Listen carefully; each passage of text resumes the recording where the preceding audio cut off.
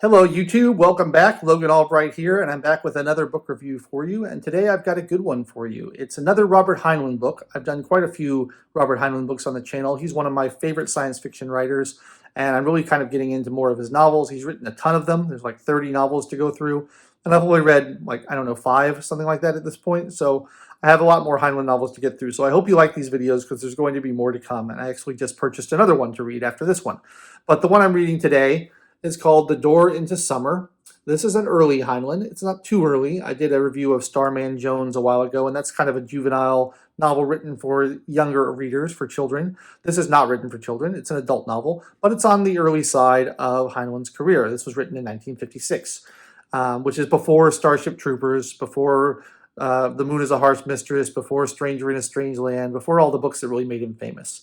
And you can tell that it's an early novel. It has some of the hallmarks of his later career in there, kind of, just kind of laid in very subtly. You can kind of see where his interests are going to go, but it's much more straightforward. It's not as philosophical. It's really more of a fun adventure story. And the copy I have here is this paperback version from the 80s, I think 1986. And I got it at a used bookstore for like $2, which is a good deal. And this was published 36 years ago. It was going for $6, and I got it for $2. So, I mean, that's, considering inflation and all, that's a pretty good deal, I think, if you ask me.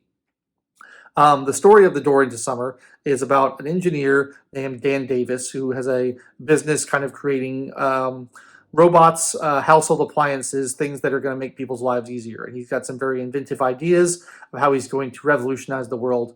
And he's about to hit it big and about to make money when he gets double-crossed by his best friend, his business partner, and his best girl, who turns out to be quite a shifty character.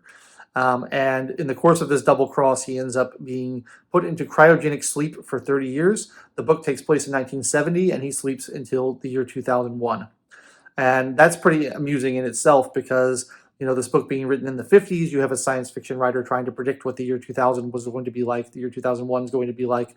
And I always find it funny because they always predict way too much change and also way too little change at the same time. So, there'll be things like commercial space travel to the moon and to various other planets that just seem easy, which we haven't obviously achieved yet, even in 2022, not just 2001. But then they totally overlooked the internet. They totally didn't understand the concept of like microchips and things like that. Nobody predicted that. Nobody saw that coming. So everything is very clunky and mechanical in the futures of these things. It's this kind of steampunk aesthetic a little bit where I guess it's not steampunk because that's a Victorian idea of the future. I think they call this ray gun Gothic, like the 50s idea of the future, where everything is clunky and mechanical, but capable of doing things that even now we're not capable of doing. So I always find that amusing. And it's about Dan Davis kind of adapting to his future world and trying to figure out what happened, and to his company, to his inventions, to his old business partner, to his old girl, and trying to get revenge on them. And it's a really entertaining and fun read. I had a great time reading it. It reads a lot like one of those like a pulp detective novels, like a Dashiell Hammett or a Raymond Chandler kind of book. The dialogue is really witty and snappy like a Raymond Chandler book, and it's got a lot of like real clever turns of phrase. And it's very fast-paced and moves along like one of those books with a lot of good action. So it made me think of those with a little bit of science fiction thrown in. It also made me think a little bit of Philip K. Dick, just the way that the science is handled. It really kind of has a lot of his style in it. I'm reminded of the story Paycheck, which is one of my favorite stories of all time, which deals with time travel. And this book has a little bit of time travel in it too. And they handle it in a similar way. And so I think they handle like time travel paradoxes in a similar way. So I was reminded a little bit of that. And that's great because I love all those authors. So that was a welcome addition. There's also a cat in the book, which I am always pleased to see. I love cats. And you can tell that Heinlein was really fond of cats as well. He has very loving descriptions of what cats are like and their personality quirks and why they're different from dogs and how cat people deal with them versus how non-cat people deal with them. And I thought that was really amusing and fun. And I like reading about cats because I like cats. It's the funniest I remember Heinlein being. His other books tend to be a little bit more serious. He's clearly having a good time. There's lots of jokes in here. I laughed out loud multiple times reading it. A lot of fun. Just really a blast to read. I rate it very highly among the books I've read of his, and so I can't wait to read more.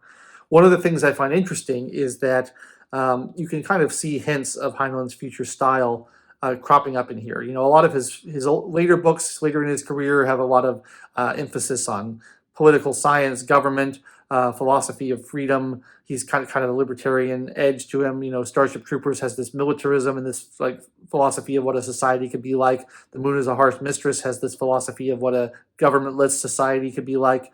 And there's not really much of that in here, but there's hints of it. There's a little bit about like rugged independence and not liking the government and being self-reliant. That shows up a little bit in here. One of the things that Heinlein is constantly preoccupied with, and I've talked about this in reviews of his other books, apart from his juvenile ones, is kind of challenging sexual mores and sexual taboos in society. He's very interested in that. He's got quite a perverse mind in that sense. There's a lot of incest in his books and weird things like that. In this one, it's not explicit in that sense, but it's hinted at, his kind of fascination with these ideas, because the main character, Dan Davis, is 30 in 1970, and he's got that's the daughter of his business partner. So it's kind of a young girl who's he's fond of, who's 11 years old in 1970. And through a combination of cryogenic sleep and time travel, he ends up being about 30 years old in the year 2000, and she ends up being 21 years old in the year 2000, and they end up getting married. That's a little weird, him kind of having a crush on an 11-year-old girl who then suddenly becomes 21 and they get married. A little creepy, I suppose, but you could see kind of the direction that Heinlein was going in and the way his mind works and the things that he's interested in, kind of laid in his early novel. So that's pretty much what the story of The Door into Summer is about. I found it a lot of fun to read, really funny, really gripping, really fast-paced, very, vintage science fiction, not too heady, not too complicated, not too philosophical, just a good adventure story with a few tricks thrown in there. I think the time travel stuff is handled well. The paradoxes are handled well. The characters are likable and interesting. I was riveted throughout, and I can't wait to read more Heinlein books. That's all I have to say about this one today, I think, but I'll be back. I have another Heinlein book that I bought at the used bookstore recently. I'm not going to read it straight away. I have a few other things I want to get to first, so hopefully you enjoy these reviews of Robert Heinlein's books, because I'm going to do lots more. I really enjoy them. I think they're a lot of fun. If you have thoughts on this book or other Heinlein books or other things you would like me to read and you'd like me to talk about, please leave me a comment down below. I love to read your comments and reply to them. I think it's a lot of fun. And then if you enjoyed this video, make sure to like the video, click the bell for notifications, and please subscribe to the channel. My subscriber count is steadily going up, although it doesn't seem to be matched by my view count. My views are not going up, but my subscribers are. So thank you for watching. I really appreciate it. Please subscribe to the channel. And I'll be back with you next week with another book review. I don't know what it's going to be yet, but it'll be a surprise. Something different, I think. And I'll catch you next time. Bye.